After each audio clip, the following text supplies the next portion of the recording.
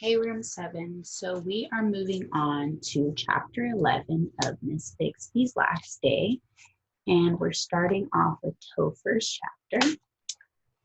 So out of the three, Topher is the more imaginative one. I'm guessing this one. We've heard from Steve. We heard a little bit from Brand when we went back to the chapter that we did in class. So it starts off with, in bold letters, you have to slay the dragon. You can travel across distant lands. You can answer the riddles and follow the map and muster your forces. But sooner or later, you will find the dragon or the demon or the King Flop Sucker himself. And you will have to pull your dead smartphone from its case and slay him and steal his Jack Daniels, even if it means a split lip and a swollen ankle. So just a flashback to Steve's chapter. We know that they ran back into George Nelson. They confronted him. They got punched by him. And Topher had sprained his ankle, likely because he was trying to run towards him, hopping over cars and stuff like that. So where we're at now is they confronted him and told him they were going to show the police this abusive video when really they didn't even have the video. So now we are at the part where Topher is looking back at all that has just happened. I looked at Brand and I knew what he was thinking. Whatever it was made him want to go home before. He was over it. Maybe it was the whiskey. I hear that alcohol makes people do strange things, but I also assumed you had to drink it first. Or maybe he took us running into George Nelson again as a sign. Maybe he needs to beat his own demon or something. And putting that thieving flip-flop in his place was what did it.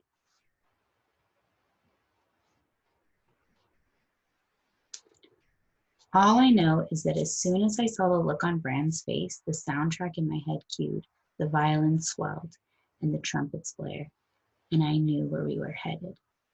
Welcome to McDonald's. Can I take your order? The girl at the checkout counter smiles at me. There's a hole in her nose where a ring or a stud is supposed to be, though I'm guessing she had to take it out for work, just in case it dropped in someone's Big Mac. She's obviously a few years older than me, but she has one of those sprightly round faces that makes her look young, like a nymph or something.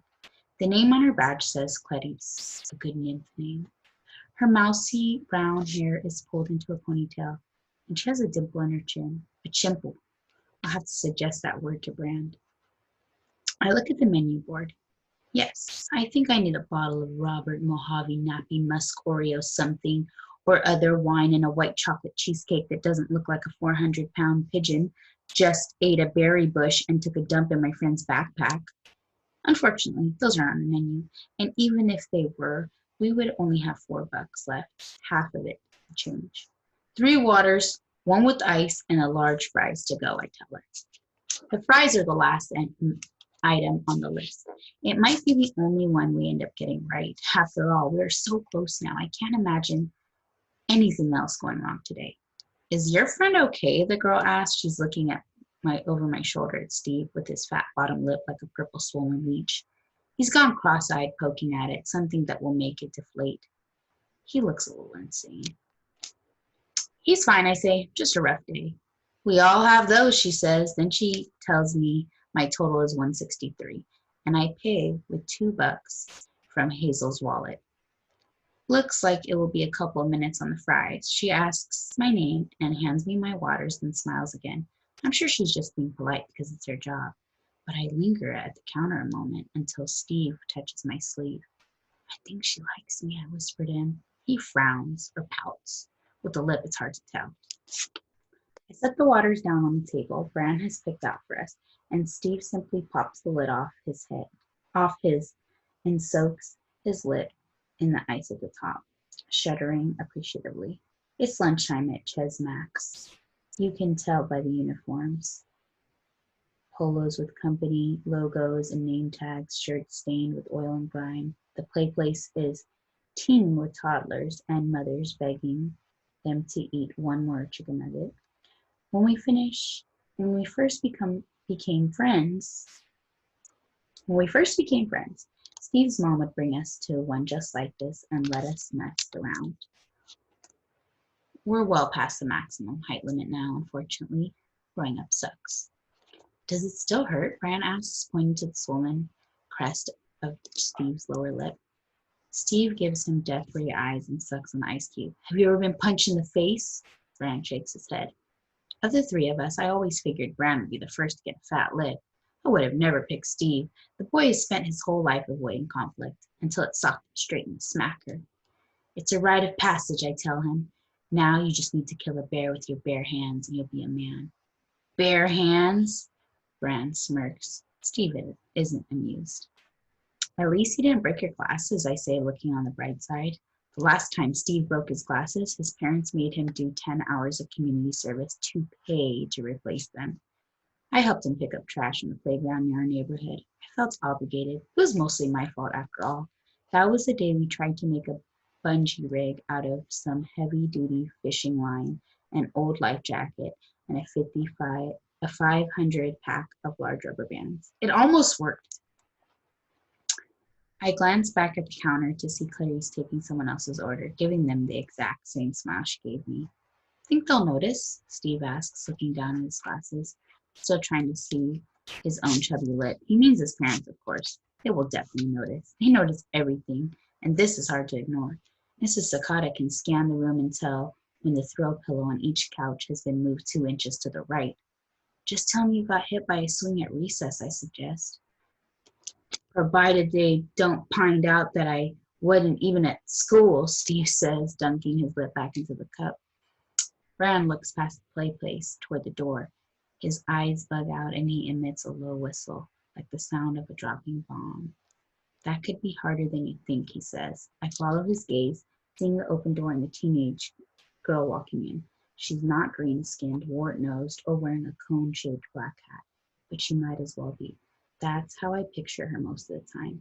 Cue the screeching psycho violence.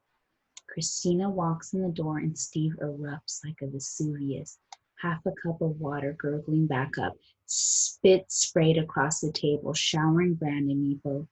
Seriously, I say, wiping my face with my sleeve. Steve coughs twice more and then immediately ducks down in the chair underneath the table. Christina's coal black hair is being pulled into the tight ponytail, and she's wearing the sweater the color of blood, even though it's nearly summer. She's also wearing a scowl, which isn't a surprise. I don't know that I've ever seen her smile. Even when she's playing the piano, she thinks the thing she supposedly loves doing more than anything in the world. She's frowning. I always figured it was because she was concentrating, but Steve says it's because she's afraid of making a mistake. Of course, he also says that she does smile sometimes, just never when I'm around. Maybe she won't see us. I think maybe we just blend in with the backdrop. But Cristina has too much of her mother in her. She spies us almost instantly, her eyes narrow to razor slits. Cue the theme from Jaws. She's coming straight for us, practically stomping up to us in her black boots. Bran pushes his backpack, the one with Mr. Daniels, farther under the table with his foot. I can hear Steve muttering from down below. My guess is he's praying for divine intervention. A bolt of holy wrath to disintegrate his sister in the middle of this restaurant. Maybe to make himself disappear. Teleport back to the safety of room 213 where he's supposed to be. Steven? That voice gives me the chills. Cristina is standing by our table, hands on her hips. She looks so much older than 17. Steve doesn't move, even though she can clearly see him. It's McDonald's. It's not like there's tablecloths. Bran looks out the window and pretends he doesn't even notice her, despite the fact she's standing right next to him. I look at Cristina and smile. She doesn't return the favor. Steven Sakata, get out from under the table. Slowly, painfully, Steve emerges, pulling himself up and slumping in his chair, still trying to hide behind his cup. I scoot as close to him as I can. United front, always. Cristina checks her phone. What are you doing here? It's 12:30 on a Friday afternoon. Why aren't you in school? Her red knit sweater heaves with each breath. I hate it when people make a big production of breathing impatiently, like they're huffing and puffing to blow down your house. Steve doesn't answer, so I answer for him. We could ask you the same thing. Cristina raises her eyebrows. She has big eyebrows that don't really match her narrow face. Probably the only thing about her that keeps her from being obnoxiously pretty, though. I would never tell her that. Instead, I once told her they looked like fuzzy black caterpillars somebody stepped on and pasted to her forehead. She told me to grow a brain. It's called work study, Cristina says. Though you're probably not familiar with either of those terms, I was on my way to the animal clinic. She looks directly at Steve. Do Mom and Dad know where you are? And what happened to your lip? Is that blood? She points to Steve's shirt, the spot of crimson on olive green. Steve looks dumbly at his shirt and then shrugs. Cristina groans in disgust. You know what? Forget it. I don't even want to know. How about we just call Mom right now and tell her where you're at? She can take off work and come get you. I don't have time to give you a ride. Steve is still speechless, like his busted lip is blocking the words. It's okay, though. I can handle this. How about you stop being such a kiss-up, goody-two-shoes, tattle-telling, little Miss Know-it-all. Leave him alone, I say, though the little doesn't really apply. She's about 6 inches taller than me, made worse by the fact we're all sitting down and she's hovering over us. How about you stay out of it for once, Topher? You're probably the one who put him up to this in the first place, whatever this is. I swear when Mom and Dad hear that you have been skipping school, she doesn't finish the thought, leaving the punishment to Steve's imagination. The rack is not completely out of question.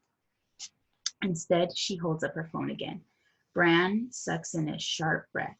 We've just jumped from DEFCON 3 to DEFCON 1. If Steve's parents get involved, then we are totally gefraught, like a one-legged man in a kicking contest. If she calls, Steve will bail. Then we will be forced to abort. Mission. No man left behind. Cristina holds her phone to her lips and commands it to call Mom's work. Calling Mom's work. The phone responds. This requires drastic measures. Steve is catatonic, paralyzed by the thought of his parents coming to get him. It's up to me to do something. I quickly run through my options. I could tackle her, wrestle her phone away from her, smash it in the table, except I know that she is crazy strong from all those years of gymnastics. I arm wrestled her 1 year ago for $1 and ended up on the floor, both her and Steve laughing at me. We could simply make a break for it, all three of us, head for the fire exit behind us and hope she doesn't pursue, except I'm not sure I could run on my swollen ankle. I could just dump my water all over her phone in the hopes of short-circuiting it, though I can't imagine the level of wrath that would incur. Steve says she sleeps with her phone underneath her pillow. I'm pretty sure she would rip my head off. Bran looks at me as if to say, what now? I'm leaning heavily toward plan B, ankle or no ankle. When Steve starts muttering to himself the word no over and over again like some religious chant, I make a head motion to Bran, something intended to mean, let's make a break for it. But he just gives me a perplexed look. We really should have worked out some emergency signals ahead of time. It's too late anyways. I think I can hear the sound of ringing coming from Cristina's phone. Then it happens. It's unimaginable. No, Steve says, loud enough for Cristina to hear this time, standing up abruptly, causing the whole table to shake and nearly knocking over his water. Excuse me? Cristina says. Hang up. This isn't about you. Steve's fat lower lip is trembling now, but his voice doesn't waver. His sister rolls her eyes, ignoring him, pressing the phone to her ear. Steve explodes. I said hang up, he shouts, slamming his hands against the table. He has her attention now. He has the whole restaurant's attention. All conversations stop. All faces turn towards us, mid-chew, mid-slurp, mid-ketchup packet squeeze. The toddlers in the play place stop running, stuck halfway up their tubes. I look over at the counter. Even Clarice, with her pretty smile and extra nose hole, is looking at us. Cristina lowers her phone, ending the call. She glances nervously around, cheeks on fire. She leans across the table. Stop it, Stephen, she hisses. You're making a scene. This isn't about you, Stephen repeats, softer this time, suddenly aware that he's the center of attention, which isn't exactly his favorite place to be. Not everything is about you. What are you even talking about, Cristina says, still keeping her voice down, though you can tell it's a struggle. You're being irresponsible. You're obviously hurt. You're skipping school. You're going to get in trouble if you haven't already. She says as if she already knows the kind of things we've been up to. Of course, the fat lip is sort of a giveaway. I don't care, Steve shoots back, which I can't imagine is at all true. But maybe right now in this moment, he really doesn't. I'm doing something important, and I really don't care if you like it or understand it or approve of it. I just need you to get out of the way and let me do it. Our heads, Brand's and mine, swivel around to Cristina, tennis match style, ready for the return volley.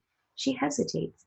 She actually seems taken aback for a second, but she quickly regains her composure, her voice cool and even. Listen, I don't know what these two have put you up to, but whatever it is, it's obviously not good. So why don't you just let me call mom and she can pick you up and take you back to school? Brand winces at the word school. I look at Steve, wondering if I need to step in, but he's not going to back down. He pushes his glass up with one knuckle. I'm not going back to school, he says. Not until we're done. You're not going to call mom. I don't need you to tell me what to do this time. I know what I'm doing. Obviously not, she says. Look at you. She looks at him. Brand looks at him. I look at him. It's just Steve, a little dorky looking in the camo maybe, but still Steve, my best friend for all the years that matter, who makes sure I get an A in math, who always lets me pick the movies we watch, who likes to keep the hall light on when he spends the night because he's just a little bit spooked by the dark. Except Steve wouldn't say the kind of thing Steve is saying, not to Cristina, anyways. I know what I'm doing, he insists, and this isn't your problem. It's my problem now, isn't it? Cristina says. It's my job to look out for you. Mom and Dad expect me to look out for you. Her voice cracks with frustration. She crosses her arms in front of her. Steve's voice is even quieter this time. He looks up at her expectantly. So do it then, he says. Look out for me. Brother and sister stare across the table. I try to think of something to add, but I'm pretty sure anything I say will only make matters worse. Then suddenly, Cristina jumps as if she's been struck by lightning. She looks down at her hand. Her phone starts to chirp and buzz. Brand, Steve, and I all watch it, like a timed explosive counting down the seconds. She lets it ring 4 times before she answers. I look to Steve for some kind of signal that I should go with plan A and just tackle her. But he won't take his eyes off his sister. She waits too long before she says anything. Hi, Mom. Yes, I called you just yes. No, it's no big deal. It's just, here it comes. Another moment for the first daughter to prove how wonderful she really is. I wait for the confession, for Steve to be outed, turned over to the authorities. Also, his sister can earn another gold star for whatever chart she thinks she's filling. She looks at Steve, who stands only 6 feet away, and I think about all those medals and trophy in Christina's room, more than I can count. Think about all the piano recitals he's had to sit through, the applause, the perfect report cards, the constant pressure. Steve once told me he never wanted to grow up and be like her. I thought I knew exactly what he meant. Cristina keeps her eyes locked on his as she speaks. Yeah, I just wanted to let you know that I got to downtown all right. Yes, I'll be careful. Okay, see you tonight. Bye. She ends the call and stuffs the phone into her back pocket of her jeans. Brandon and I both take a deep breath. Crisis temporarily averted. Thanks, Steve says, though you can tell it takes some effort. It's not a word that floats freely between the two of them. Cristina points a finger at him. Can I talk to you? She motions to the far corner by the red box kiosk, away from most of the people, most notably from me and Bran. I watch Steve follow her far enough away that we can't hear, wondering what kind of lecture he's going in for this time, waiting for the tirade, the wagging finger, for Steve's head to hang, but there's none of that.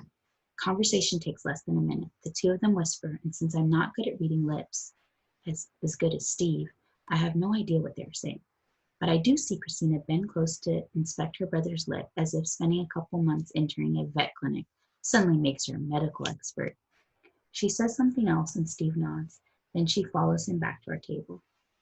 He takes his seat next to me again. Christina's hands settle back on her hips as she eyes each of us in turn. She still looks a little bit evil. All right, here's the deal. You never saw me, got it? I was never here. We never had this conversation. When Mom and Dad find out, and you know they're going to find out somehow, I don't want you dragging me into it. Then it will be my fault for not telling. And frankly, I've got enough to worry about. Yeah, your life is hard, I say, instantly realizing that I was right before about making it worse. The sharp look I get suggests I should definitely keep my mouth shut. The stranger part of this comes from Steve, not from his sister. She ignores him. Make sure you're home by dinner, she says, waving her hands, and that this, whatever this is, doesn't become like a regular thing. I won't, Steve says. It's one day only. Cristina shakes her head. So much trouble, she murmurs to herself, though plenty loud enough for us all to hear. Whether she means me or Steve or the parents, I'm not sure. I was never here, she repeats, and she starts to go but turns back around for one more parting shot. And try not to do anything really stupid. I'm not positive because Steve and I are next to each other, but I'm pretty sure she's looking directly at me this time. I almost tell her, too late. Instead, I wave, not expecting her to wave back. She doesn't. Steve's hands shake. I expect to see a satisfied smile, but he actually looks horrified. That was close, Fran says. Yeah, I say, and awesome. In all the years I've known him, I've never seen Steve stand up to anyone like that. Maybe there was something to that getting hit in the face stuff after all. Or maybe she just had it coming. Steve grabs his water with both hands and tips it back, draining it in 3 gulps. The chattering returns to the customers, and they forgot about the outburst. The mothers go back to watching their kids on the slides. Steve watches his sister Subaru leave the parking lot. She didn't even get whatever it was she came for. She sure got something, though. Steve made sure of that. From the counter, I hear Clarice call my name. Our order is up. All right, I'm going to pause there, and we will look at part 2 of chapter 11 next week. These chapters are long. All right, so I'm not on iMovie, so I can't add a discussion question, but I just want you to think back in the story about the relationship between Steve and his sister. What was their relationship like, and what changed in the story? What do you think made that change between them? Okay, until next time, look out for part 2 next week. Bye.